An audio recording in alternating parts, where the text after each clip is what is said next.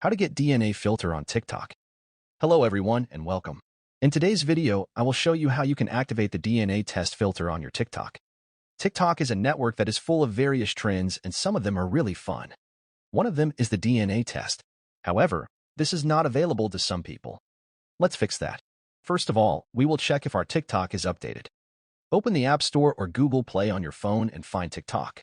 If there is an update button, tap it and wait for the latest features to be applied. After that, open TikTok. In the search field, type DNA test filter and search the results. If you don't see anything coming out at the moment, it's because TikTok doesn't release some filters to everyone at the same time. If that's the case, simply wait until it becomes available in your region. If you got the results, tap on the first one and scan the person you want.